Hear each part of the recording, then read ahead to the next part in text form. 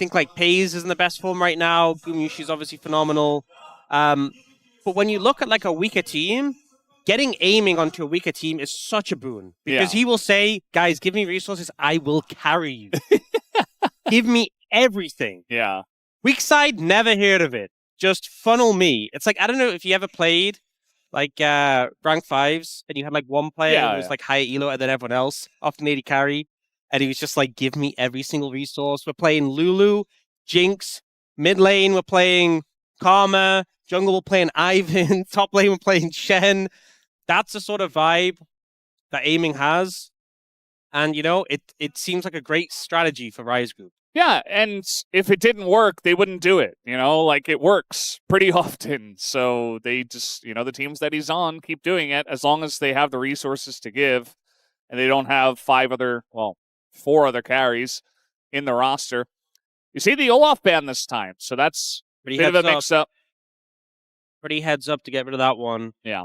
Nocturne was left available in this situation. Nocturne's been a weird one, because Nocturne gets banned early prio so much, but then when it gets let through, sometimes just doesn't get picked. They are going to take the Camille, though, for Andil. And picking Bard feels more uncomfortable into Camille, because she can be quite a bit of threat on that. It looks like they're just going to go towards the Lucian Milio, which is definitely risen in prio.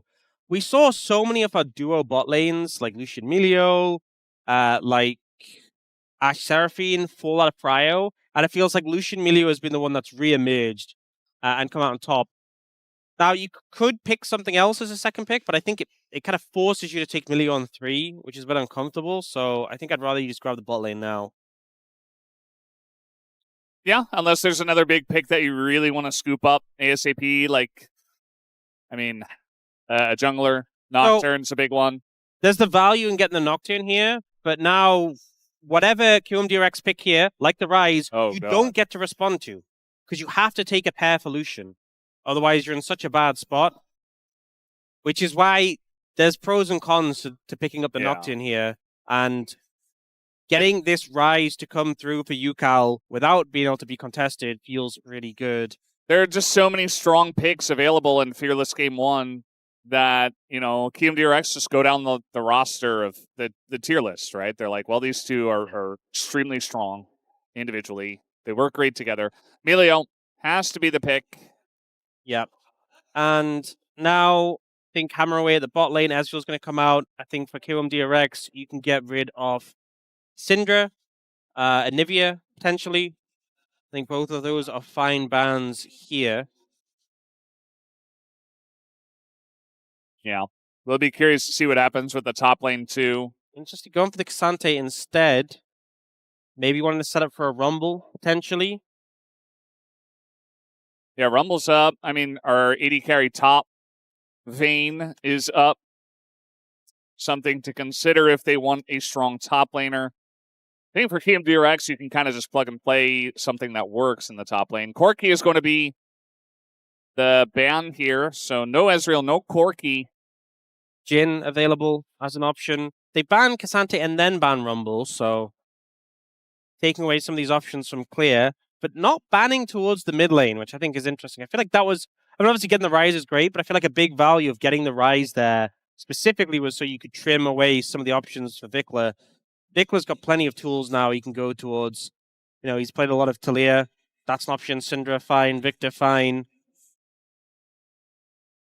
And it will just be that Syndra. A lot of threat. Whatever aiming plays here has to be able to function against a lot of threat towards short-range picks. And so the answer is don't go something short-range. Go for the Ziggs. Pick aiming's played many times before. And then we get the Jayce coming through for Frog. Will we get the Yorick that we saw in the previous series coming through? The answer is going to be yes. Especially here, the Yorick has a lot of potential to play through side lanes, backed up by the Nocturne. So if you manage to get ahead, if you get some early momentum, this Yorick could be a big problem. You also don't have the best team composition for cutting through a Yorick. You don't have that reliable AD damage, and instead, they pivot to the Nidalee. And that is a pivot of all time.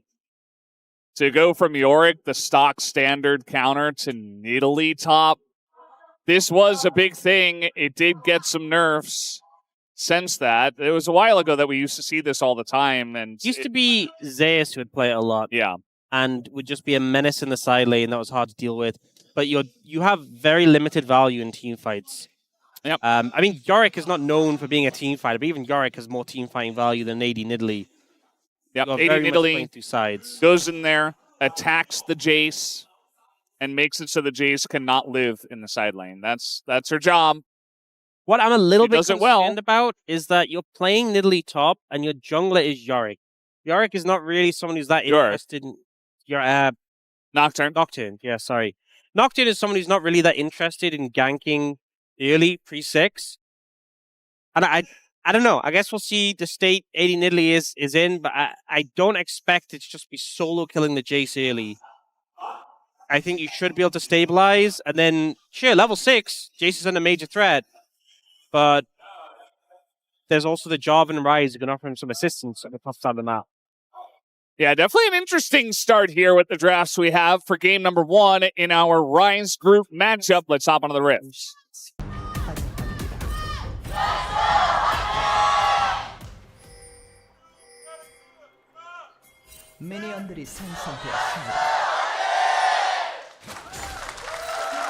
Alrighty, match 110. So, an additional issue is you are playing Marksman plus Enchanter in the bot lane, and the enemy team is playing Mage plus Camille.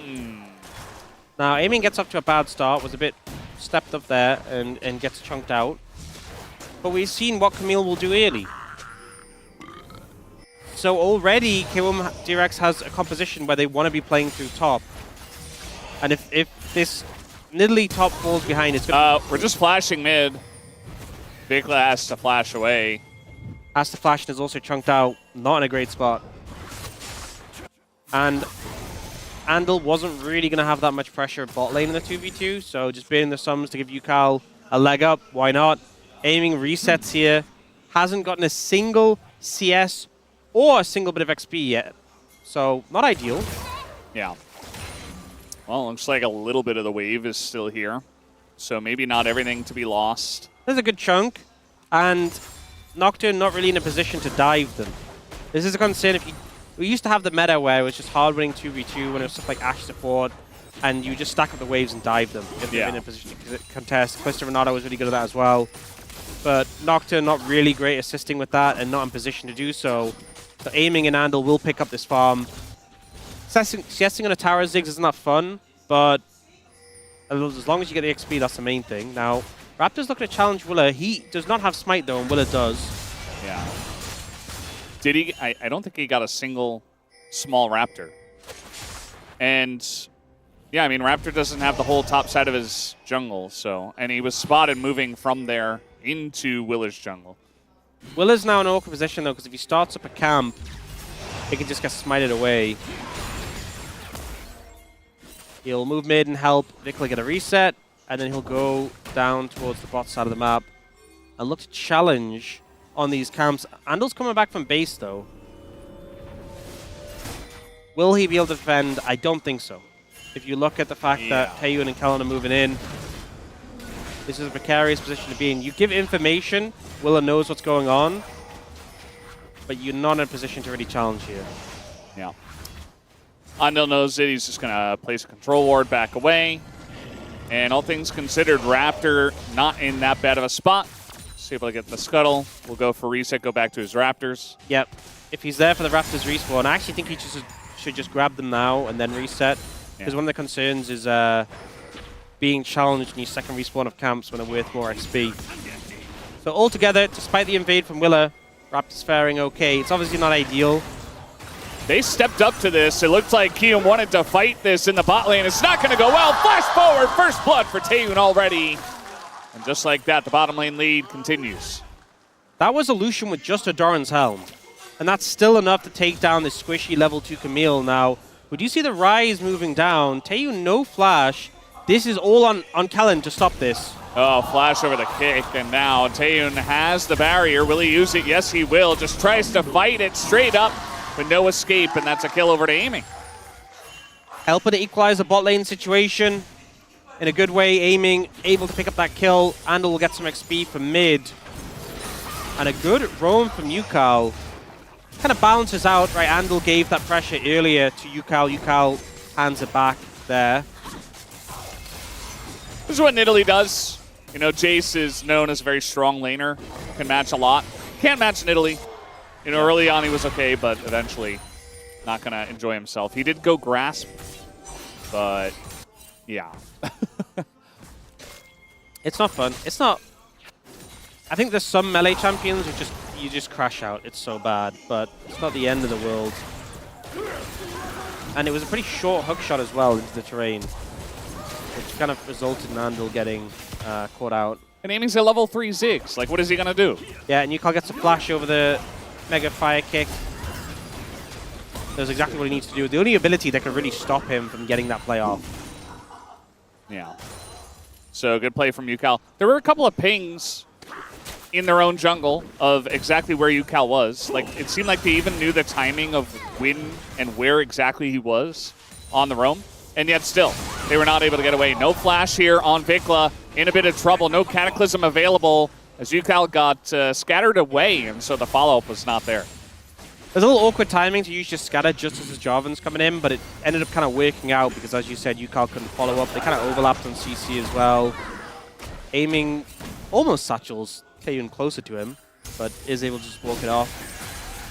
And mid lane's obviously doing well for Kiwoom DRX, but the other two lanes kind of suffering right now. I will say, though, Frog keeping relatively even in terms of farm. Yeah, he's farming under turret. He's surviving. That's really all he's got to do. There's a ping on Willer up there on the top side of the map as he just walked over a ward. So Willer's not really able to take too much pressure off of him. Neither junglers had that much of an impact early, which I think Raptor's pretty happy about. Being able to farm up until 6. That's really where it's going to start feeling a bit rough when he can impact wherever he wants to on the back of that. Currently, Ucal is flashless, so that always kind of sets up for a potential target. I'm not really sure what the point of that satchel was, maybe to CS. But he did take some big damage. Yeah. But all things considered, he is Ziggs, and he has teleport. At the end of the day, he's just going to have to sit back and try to farm as much as possible.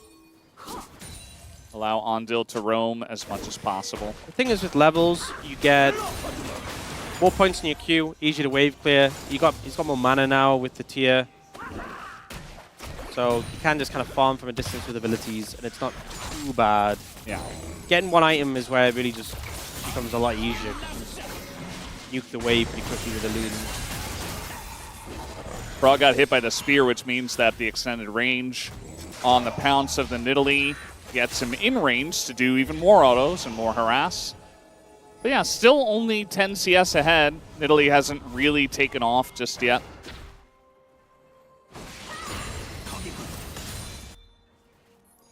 Honestly, still waiting to see what that first ult from Raptor is.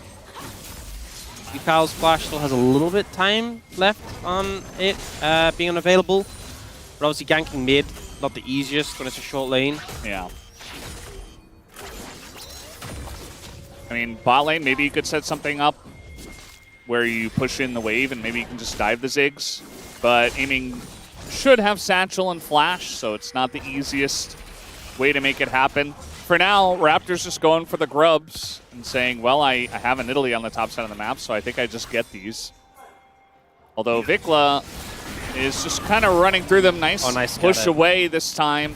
Doesn't get the stun, but pushes Andil off of the play. That could have been scary, but able to walk it off there. And Raptor will just stay around grubs and pick those up. Also, honestly, to be honest, if Andil had gone in and then gotten stunned by VicLa, Raptor could have just ulted him and killed him. Yeah. I think this level 4 Camille, unsurprisingly, will just get one shot by a Nocturne Syndra. Yeah. Frog here in the top lane hasn't been too long since he got subbed in. I think he started at the beginning of round 3. And I've been slowly more and more impressed by him. I don't think he's been game-changing, but good, as now we're going for a smite fight here. on the bottom river, and Willer says, you know what? I'm just going to flash. That's a culling. It's a scary Lucian. Lucian doesn't even have his first item yet.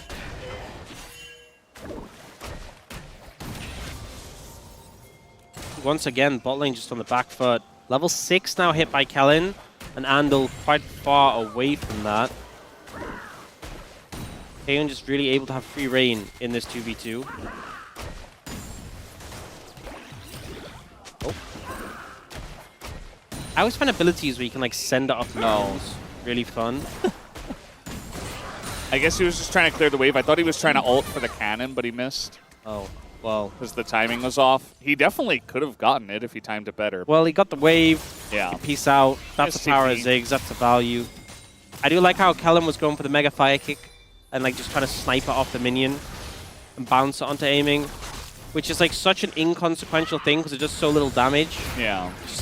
It's just busy work as a support.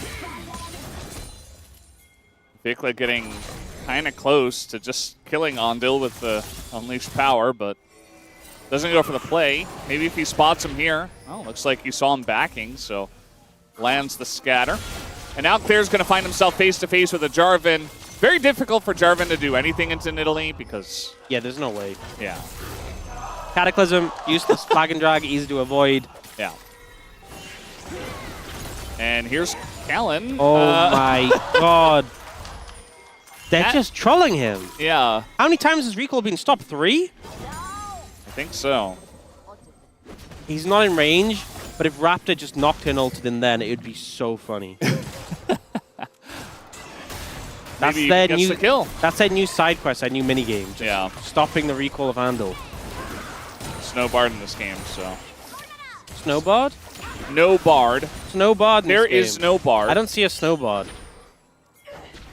Also wouldn't really fit the weather right now in Korea. Yeah, it's kind of the opposite, which I guess that's what you can kind of go for. What's the opposite of snow? Just really hot weather. Somehow they're getting the dragon on the bottom side of the map here.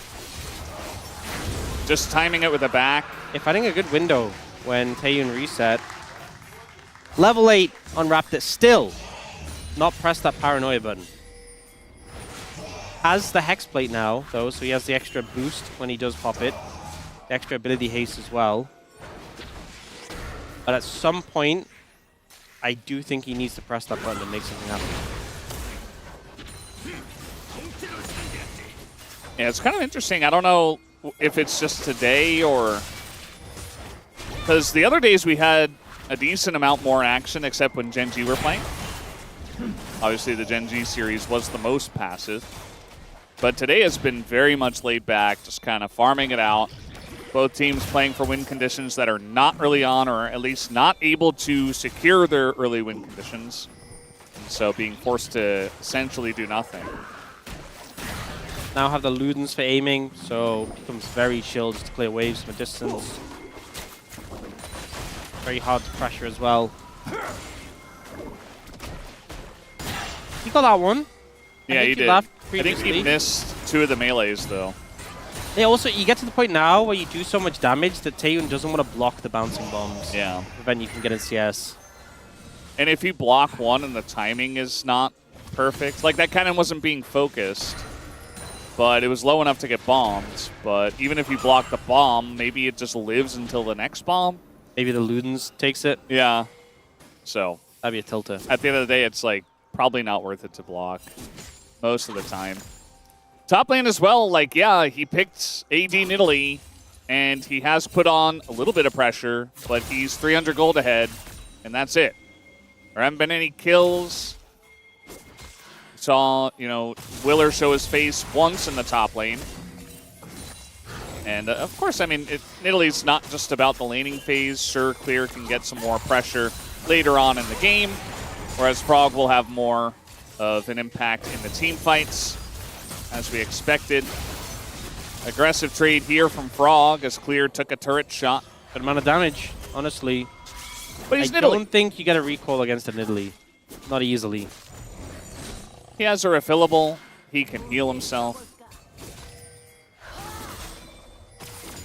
To be fair, though, a lot of mana to be burned if you just keep spamming the heal. I think he missed that cannon too. I'm just like on cannon watch now because nothing's happening. Oh no.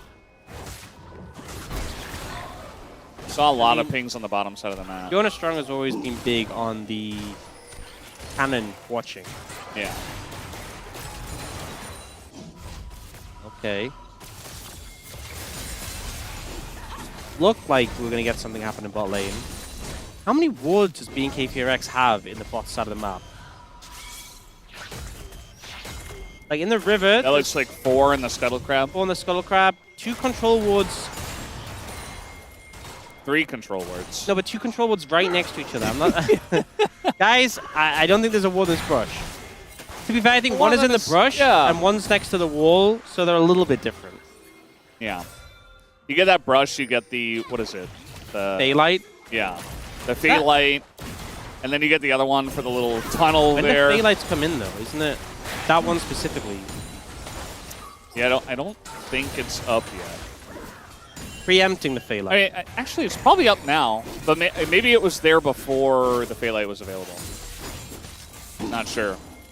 Honestly, we have lots of time to look this kind of thing up, so... No, so it's after Elemental Rift's transformation.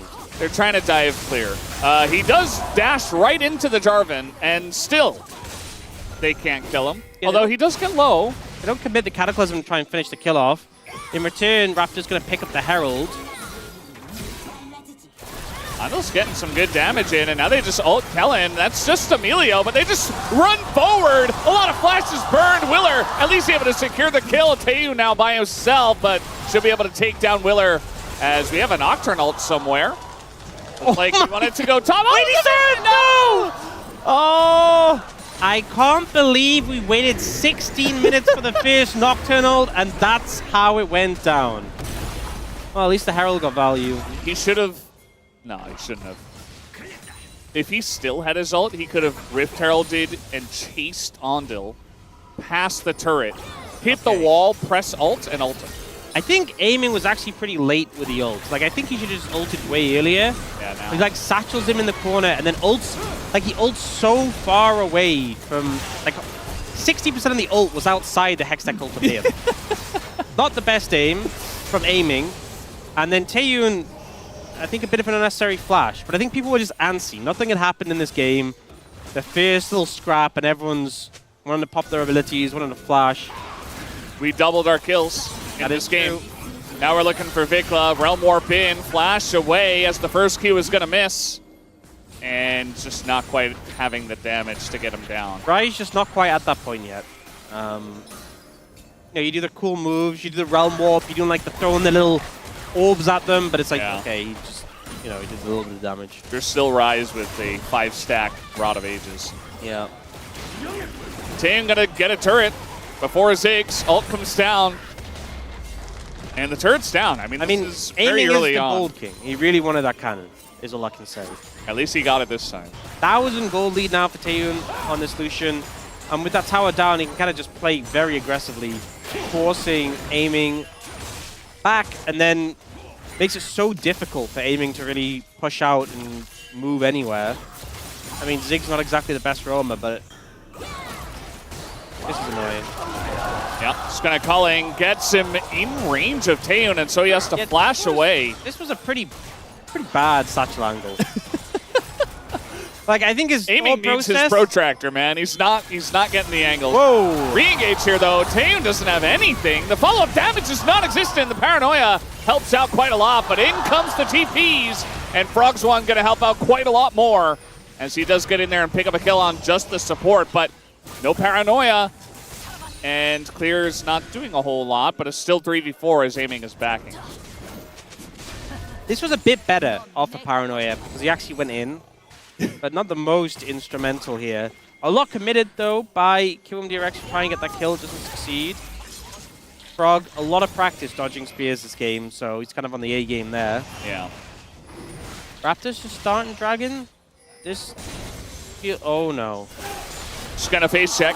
It's still Nidalee, and Clear had a very good idea. He's dodging everything. Nidalee has so many tools to check brushes. Really no reason to get caught out, and Clear plays it well. Yeah. Now we can see them kind of collapsing in. They're looking for Raptor. Doing some damage. Smite is still good from Raptor, even with all the pressure. And now they're going for the Nidalee once again. Clear just dances away from it. And look at Taeyoon on the top side, just clearing out the entirety of the team, basically. They go for the re-engage. Lots of damage, but the scout of the week is there, and Frog goes down. A big team fight here for BNK FEARX. They want to take down Ucal as well, who does have Realm Warp. He's going to try to get away from Fire Kick, and he does. Just barely gets out of there. Taeyoon just feels unchecked in these fights, able to dash forward, dive on top of members of Kiwoom DRX, and there's just not a ton they can do about it. Remember, they went for this setup, so this is the initial fight. Okay, they commit in, they don't have Ziggs ult right now. Taeyoon's able to survive the initial salvo, but then the Jayce comes in and one-shots Kellin.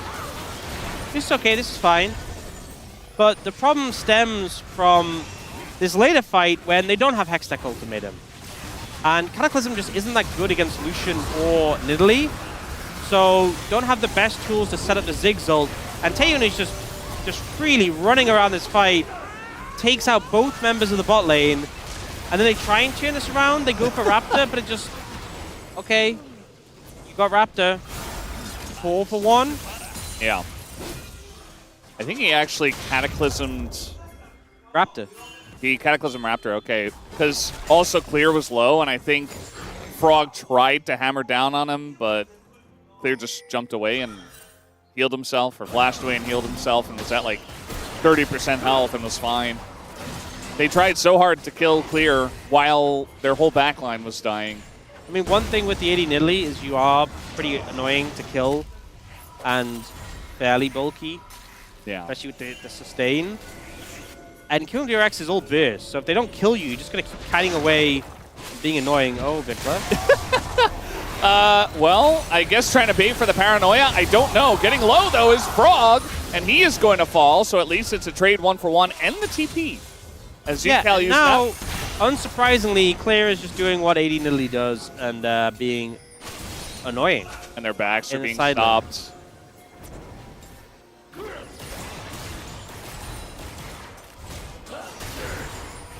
What is the plan here?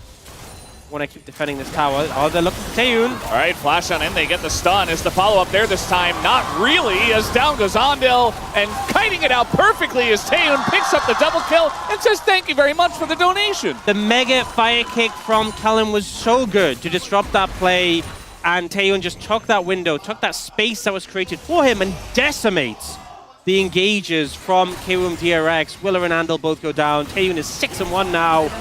Ucal doesn't want any of this. Goodbye. At least he lives. But this tower's not going to live. And it's a 6,000 gold lead for BNK FEARX 22 minutes in. Everyone has a gold lead. Like, there's so much gold on Taeyoon over aiming. He's just picked an Infinity Edge, but everyone has like a 700 gold lead over their counterpart. VicLa, they're kind of waiting for this. It's a bit unfortunate. Gets jumped on, but then Raptor comes in, and because of the damage from the Syndra, they can just easily kill off the Jayce. And then we see this ensuing play. So look at the mega fire kick that comes out on the Jarvan here, round the Camille into the Jarvan, stops the follow-up from coming through immediately, so Taeyoon can deal with one target at a time. And I don't think mega fire kick is a particularly difficult ability to land, but it's the fact that it like missed the Camille and specifically hit the Jarvan that made it so impactful. So great moves from both Taeyoon and Kellin there. Yep, and this is really the comfort zone for Kellin. You know, just play the babysit role. Just keep Taeyoon alive. This is what he is best at. As now they're going in onto the Jarvan. Oh, the fire kick! The fire kick is so good! How is he so good at this this Milio? The thing is, they go for this play. Like, why would you ever paranoia a Jarvan right next to a wall unless you're certain that you can interrupt his flag and drag? And the only tool they had was the mega fire kick, so this was clearly a play where Kellin just said, I got this. Yeah. And he did. And that pick will get them the Baron. They just get the Baron off of that. It's crazy. Just phenomenal play from Kellin, honestly. That was the confidence to commit to this. And now look, we can stop it. These are the sort of plays you expect when someone's playing Thresh. Yeah. Not Milio, but Kellin honestly putting on a clinic right now. And with Baron in pocket, 7,000 gold lead, and how strong Taeyoon is. I think this game is not looking good for Kiwoom DRX. Yeah. Fallen too far behind. I mean, you've got a Ryze. You need a lot more time for that actualizer to come in. You've got a second mage in the Ziggs, who just now hit 2 items, is doing some damage, but nothing compared to what Taeyoon can do. And a lot of their damage comes in that combo from, you know, the Camille landing a stun, the engage, you get the Ziggs ult over the top. Also, what feels bad is that Ziggs has, you know, the Shadow Flame, the Ludens, but then has to buy an Oblivion Orb for the healing, has a tier for the mana.